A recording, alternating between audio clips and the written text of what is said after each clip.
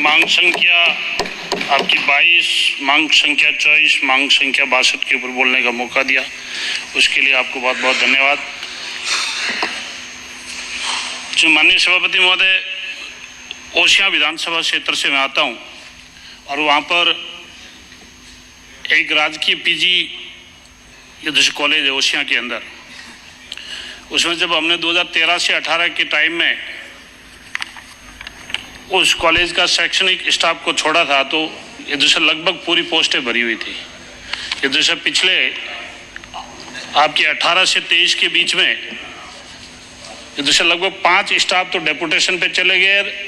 ये दूसरा पूरी आपकी पीजी कॉलेज को चलाने के लिए मुश्किल से कोई 5 स्टाफ बचे और ऐसा संख्या है विद्यार्थियों की लगभग 1200 से ऊपर। ये दूसरा मेरा निवेदन है कि आपका टीचिंग और नॉन टीचिंग की आपकी 41 पोस्टें हैं और उसमें से 22 खाली पड़ी है। मैं माननीय अपने मुख्यमंत्री जी से मेरा निवेदन रहेगा कि जैसे कॉलेज के अंदर ये दिशा इनको जल्दी से जल्दी पोस्टें भरी जाए। एक अपना मथानिया के अंदर ये जैसे राजकीय कन्या महाविद्यालय है, उसकी भी यही हालात है। उसकी स्वीकृत पोस्टें 20 है, उसमें भी 3 तो डेपुटेशन पे हैं और आज वह मुश्किल से आपके 3 या 4 लोग ही काम कर रहे हैं। उसमें भी आपकी लगभग 14 पोस्टें खाली है। एक आपका राजकीय कृषि महाविद्यालय जो 2022 की बजट घोषणा में खुला था, ये दिशा डेटेड आपका 29/6/2022 की जैसे आपका राजकीय कृषि महाविद्यालय खुला, उसमें आपके स्वीकृत पद तो है टोटल 30, लेकिन ये मुझे कहते हुए बड़ा मुझे अफसोस हो रहा है कि उस कृषि महाविद्यालय के अंदर एक चपरासी भी नहीं है। एक चपरासी भी नहीं है।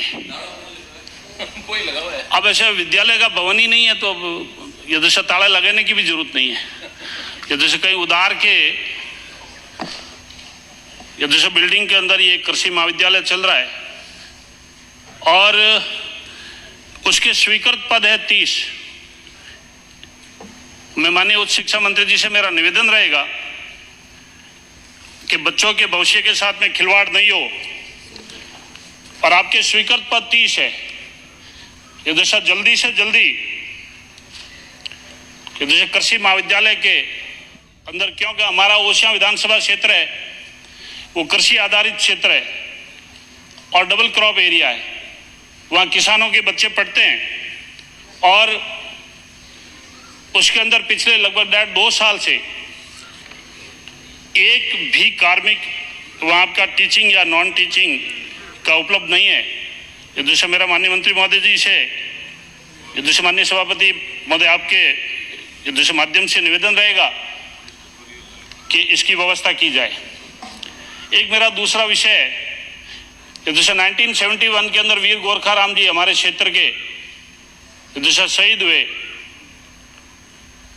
आज अपने ओसियां विधानसभा क्षेत्र में जो कॉलेज है पीजी कॉलेज, उसके नामांकन की फाइल 2017 से लेकर 18 तक चल के पूरी तैयार हो गई थी, पर जैसे उसका नामांकन नहीं हुआ।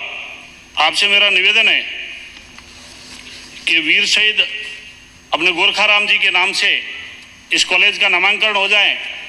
आपके पास में फाइल पड़ी है, ये मेरी मांग है कि शहीदों के सम्मान के अंदर इस कॉलेज का नामकरण हो जाए। आपकी मांग संख्या 62 के अंदर मेरा एक महत्वपूर्ण जैसा सुझाव है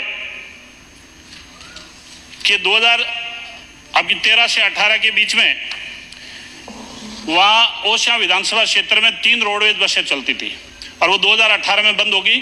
पूरे ओसियां विधानसभा क्षेत्र में किसानों के बच्चे जो है जोधपुर जाते, जैसे कोई बीमार होता तो उनको इलाज के लिए भी जाते, और भी शहर का कोई काम होता तो आपके भेड़ भाकरी से लेके आपके सामड़ा सारनगर, एकल खोड़ी, डाबड़ी, खाबड़ा, खेतासर, मांडी होते हुए ये जैसा जोधपुर जाती।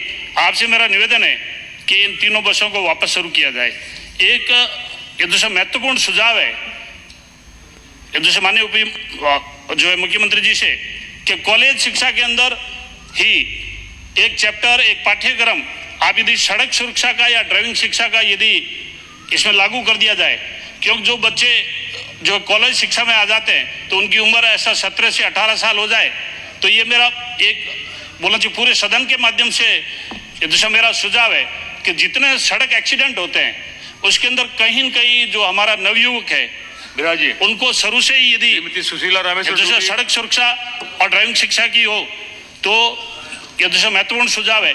एक ऐसा माननीय सभापति जी आखिरी ये दूसरे 1 मिनट एक बिराजी जो है ओसियां विधानसभा क्षेत्र में और पूरे जोधपुर जिले में मैंने देखा है, और जो किसानों के ट्रैक्टर टोली है उन ट्रैक्टर टोलियों के पीछे कटौती प्रस्ताव यदि रिफ्लेक्टर लगा दिया जाए तो ये एक्सीडेंट जो है वो कम से कम हो जाए। और माननीय उप मुख्यमंत्री जी, आपने ओसियां जो है विधानसभा के अंदर आपने एक कन्या महाविद्यालय दी, उसके लिए आपको मैं बहुत बहुत धन्यवाद देता हूँ। आपको बहुत बहुत धन्यवाद।